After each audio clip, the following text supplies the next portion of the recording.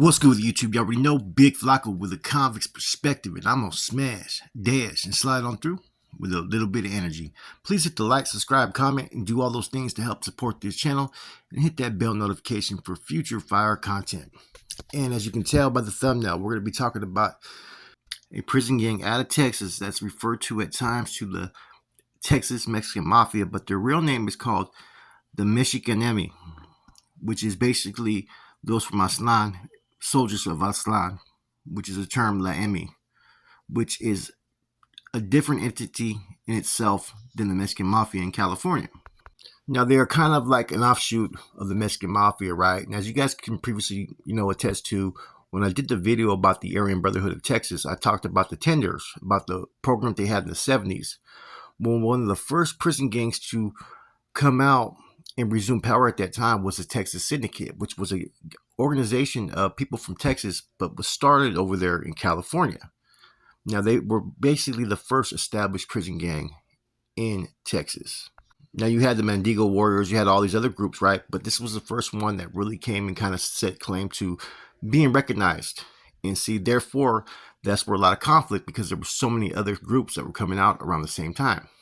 Now, it was founded by an individual named Heriberto Herbie Huerta and Jose Lopez around 83, 84, give or take. Those were the founders of the Texas Mexican Mafia, which is a lot easier for me to say. And see, at that time, the Texas Syndicate refused to recognize them as any type of prison gang and declared war. During the 8-year battle for control, over 80 members were killed at that time. So by 1988, they were already declaring war on Barrio Azteca, and by 1990, they had already agreed to a truce.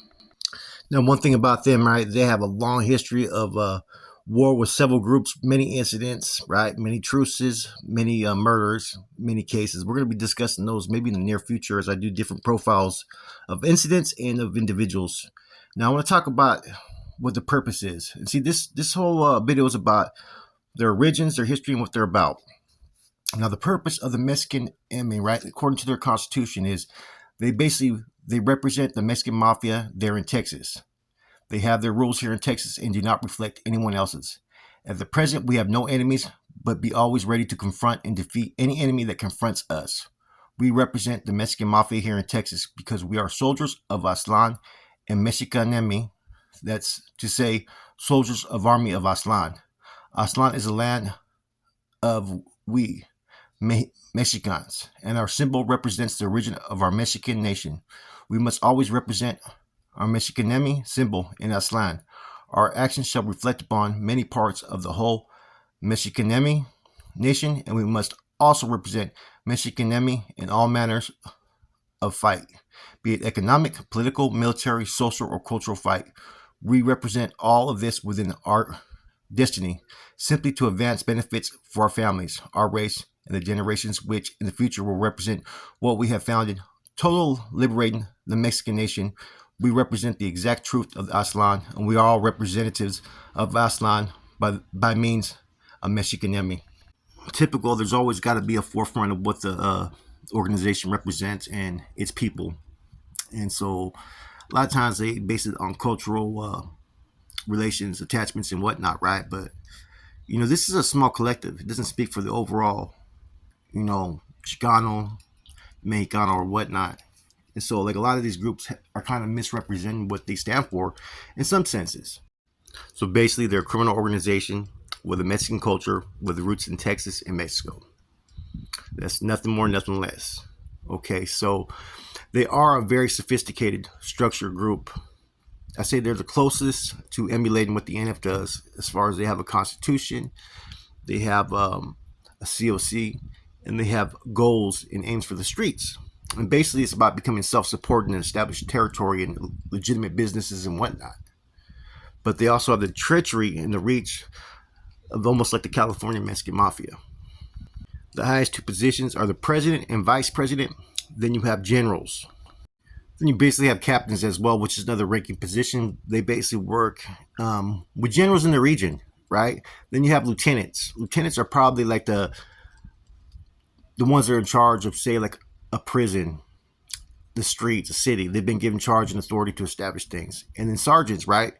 They're usually maintained wherever they may be in a city, prison, or whatnot.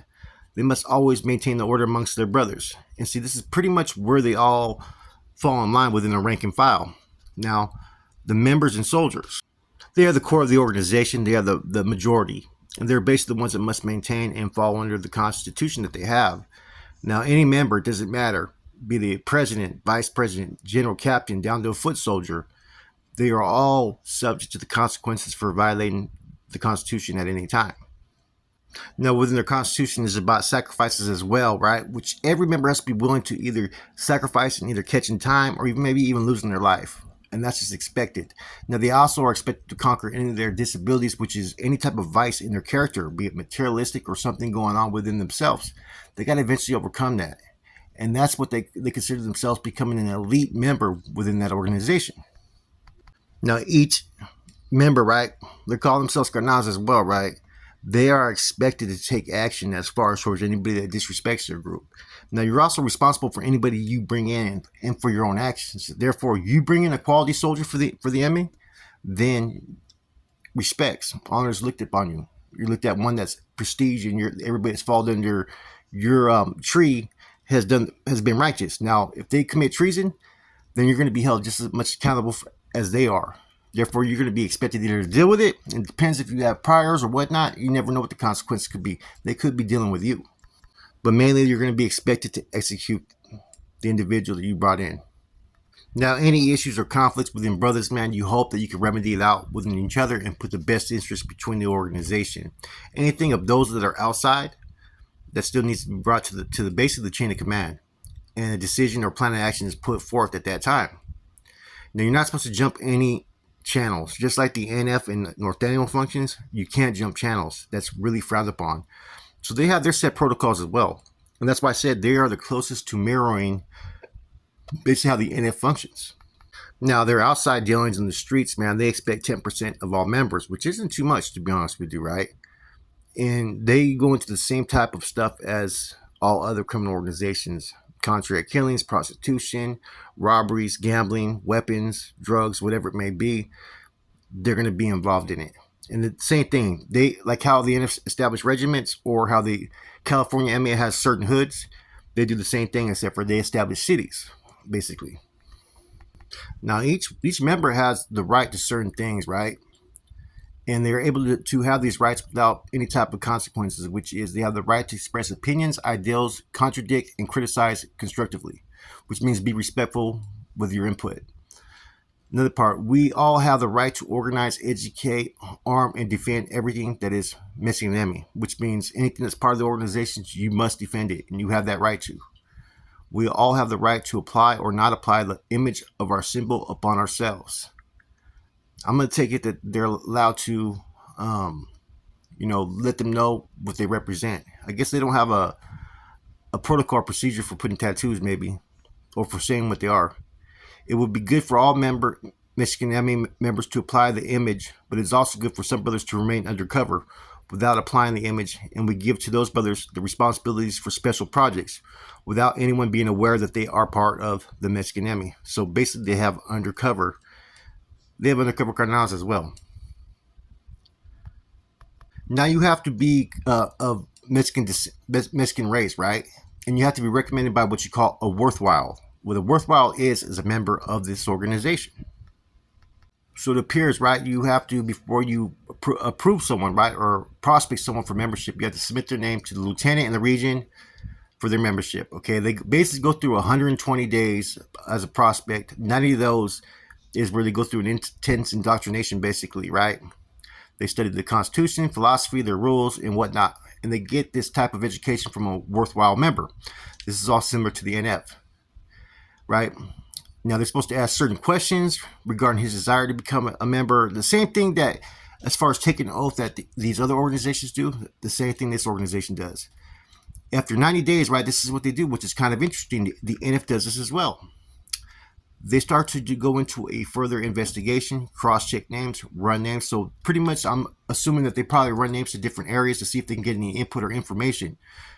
I know the NF used to also have people go down to the counties and pull paperwork to see if there was anything that was fucking questionable or whatnot, any cases, anything. Or they went as far as hiring private investigators, I've heard, during recruitment stages, right? Now, after 120 days, they go through a vote of every member, right? What they call worthwhile. Now, not every member has to vote, but he can give his reasons for not partaking in the vote. Majority is going to determine if the individual becomes a granat or not. Now, they have all their channel procedures with generals, captains, lieutenants, and you're not supposed to channel jump, right? Now, also, San Antonio is recognized as the center of Islam for them. Now, the rest of the major cities that they have are like Austin, Houston, Corpus, Dallas, Fort Worth, Lubbock, Midland, Laredo, El Paso, and the Valley. The Valley shall be Brownsville, Harlingen, McAllen, San Benito, and all towns within 75 miles. The rest of towns within Texas shall be the responsibility of the closest major city. Now, basically, they go by majority rules, democratic vote. This is for, admitting someone into membership, electing lieutenants, sergeants of prisons and locations. And even when they think someone's violated the Constitution and a lieutenant's not 100% sure of the violation, they'll have a vote at times. Now, you really can't really fucking bet amongst fucking members. But if you do it, it can't be the value over 1 pint of ice cream. Tabs with members are permitted with the condition that they be run honorably. Now, these next are additional revisals towards the Constitution, which I've been reading the last few minutes. It's prohibited for a worthwhile, which is a member below the position of lieutenant, to speak, correspond, or get in touch with an enemy or traitor of the Mexikanemi without the permission of his lieutenant. So basically, if you're going to communicate with anybody, you have to have permission. This is just like the NF. The NF has those rules with certain insoles and whatnot, and North Daniels. Now, you're supposed to make an effort to communicate with other facilities, ranches, county jails, in order to maintain the exchange of information. Share such information with the lieutenant and other worthwhile members. This is not an obligation, but one sacrifice. So basically, lieutenants are the equivalent of a NF regiment commander, basically.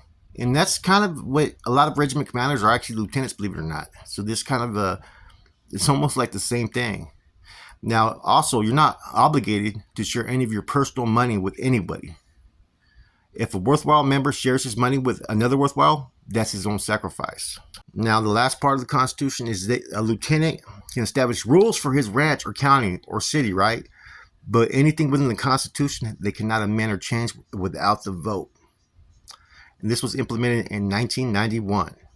So this was a quick outline about their history, about their origins. And like I said, they hit the system around 83, 84. A lot of this has to do with what was occurring previously in the 70s with the Texas Department of Corrections, how they had the tender program, and how a lot of individuals were pretty much having policy enforced by who the guards picked.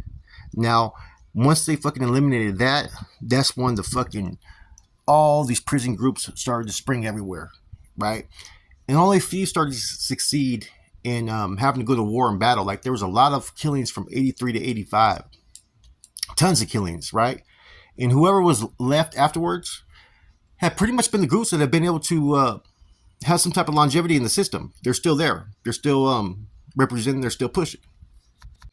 Now, traditionally, the Texas MA, they've been at war with the Aryan Brotherhood, Aryan Circle, Texas Syndicate, Barrio Azteca, Raza Unida.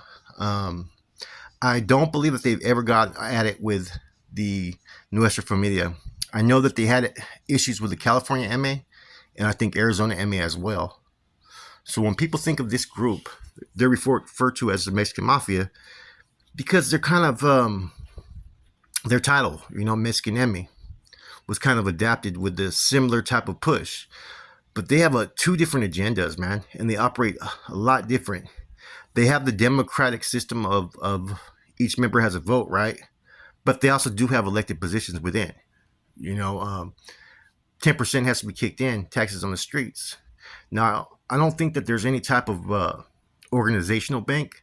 I think eventually each member starts to make his own monies. And that's the one major difference I see between them and the NF. In a lot of groups is the NF actually has a banking system. It has a payroll system, and it has different type of requirements and things and goals for the organization. These groups allow these members that are part of this organization to kind of operate independently and assist each other, but at the same time making income for themselves, man. Um, it's funny though, every group that's been created, right? They all have a story of oppression or having to be created, or its origins were started over some incident, right? Anyways, the Texas Mexican Mafia, whatever you want to refer them to, they're still around. They're still pushing. I believe that in the feds they get along with the NF.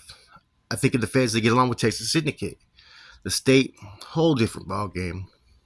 Anyways, hope you guys enjoyed this spill. I will touch upon this group in the future.